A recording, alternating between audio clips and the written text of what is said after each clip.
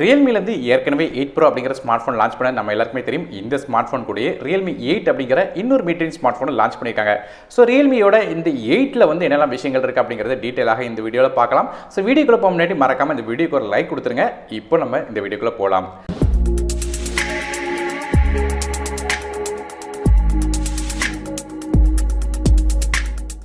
ரியல்மியோட இந்த 8 பொறுத்தவரையும் நமக்கு வந்து பேக் சைடில் நமக்கு ரியல்மி 8 ப்ரோவில் பார்த்த மாதிரியே வந்து ஒரு டிஃப்ரெண்ட்டான இந்த பேட்டர்ன் கொடுத்துருக்காங்க. அது மட்டும் இல்லாமல் நமக்கு வந்து ஒரு பட்டை ஒன்று கொடுத்துருக்காங்க. அது சைடில் வந்து ஒரு டிஃப்ரெண்ட்டான ஒரு டெக்ஸ்சர் ஹாலோகிராம் டிசைனில் வந்து டேர் டு லீப் அப்படிங்கிற எழுதியிருக்காங்க.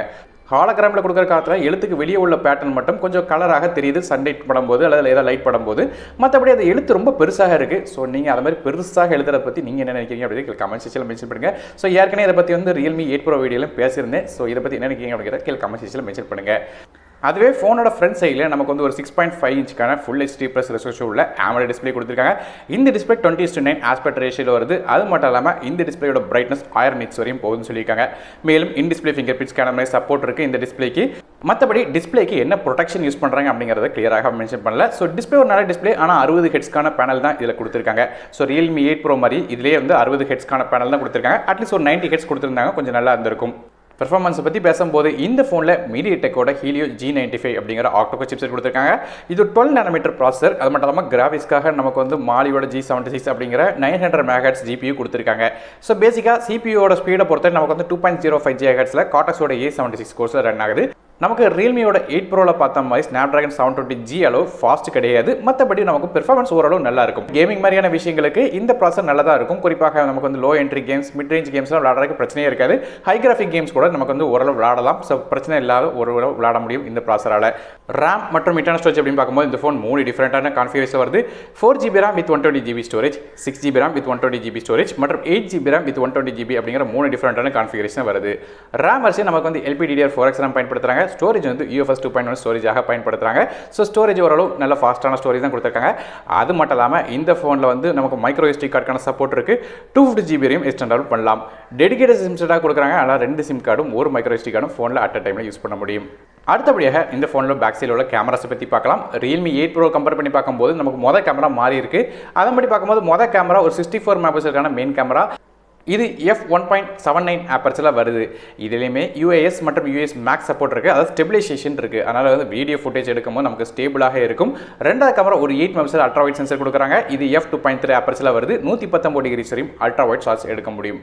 மூணாவது கேமரா ஒரு 2 megapixel black and white sensor கொடுத்துருக்காங்க. ஸோ அதனால் மோனோக்ரோம் ஷாட்ஸ் எதாவது எடுக்க முடியும். அது போக மற்ற ஃப்ரண்ட் சைட்லையும் பேக் சைட்லையும் மாற்றி கலர் இமேஜ்லாம் எடுக்க முடியும். அது மட்டும் இல்லாமல் நமக்கு வந்து 4வது கேமரா அப்படின்னு பார்க்கும்போது நமக்கு வந்து ஒரு 2 மெகாபிக்சல் மேக்ரோ சென்சர் கொடுத்துருக்காங்க. 4 cm க்ளோஸ் அப் சைஸ் எடுக்க முடியும். f2.4 ஆப்பர்ச்சரில் வருது. ஸோ ஃபோனோட பேக் சைட் 4 கேமரா. அதில் மொதல் கேமரா மட்டும் ரியல்மியோட 8 ப்ரோ கம்பேர் பண்ணி பார்க்கும்போது மாறி இருக்கு. அதுவே செல்ஃபிக்காக ஃப்ரண்ட் சைடில் ஒரு 16 megapixel front facing camera f2.45 ஆப்பர்ச்சரில் வருது. இது சோனியோட IMX471 சென்சர்.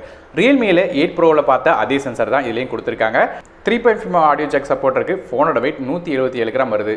மேலும் பேட்டரிஸ் அப்படின்னு பார்க்கும்போது ரியல்மியோட 8 ப்ரோ கம்பேர் பண்ணி பார்க்கும்போது இதில் கொஞ்சம் கூட 5000 mAh பேட்டரி கொடுக்குறாங்க. ஆனால் சார்ஜிங் ஸ்பீடை பொறுத்தவரையும் நமக்கு வந்து 30 வாட்க்கான ஃபாஸ்ட் சார்ஜிங் சப்போர்ட் வருது.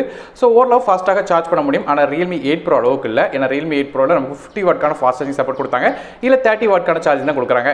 சார்ஜ் பண்ணுறதுக்கு நமக்கு வந்து USB Type C போர்ட் வருது. மேலும் இந்த ஃபோனில் வந்து Dual 4G VoLTE, Dual Band Wi-Fi, Bluetooth 5 மாதிரியான சப்போர்ட்ஸும் இந்த ஃபோனோட கொடுக்குறாங்க. இந்த ஃபோனோட OS பொறுத்தவரையும் இது Android 11 OSல ரியல்மியோட 2.0 இன்டர்ஃபேஸில் ரன் ஆகுது. அடுத்ததாக கலர்ஸ் அப்படின்னு பார்க்கும்போது இந்த ஃபோன் 2 டிஃப்ரெண்ட்டான கலர்ஸில் வருது. சைபர் சில்வர் மற்றும் சைபர் பிளாக் அப்படிங்கிற கலர்ஸில் வருது. கடைசியாக ப்ரைஸிங்கை பற்றி பார்க்கும்போது 4GB RAM வித் 120GB ஸ்டோரேஜோட விலை வந்து 14,999க்கும், 6GB RAM வித் 120GB ஸ்டோரேஜோட விலை 15,999க்கும், அதே வந்து 8GB RAM வித் 120GB ஸ்டோரேஜோட விலை 16,999 அப்படிங்கிற விலையில் ஃப்ளிப்கார்ட் வெப்சைட்டில் விற்கிறாங்க.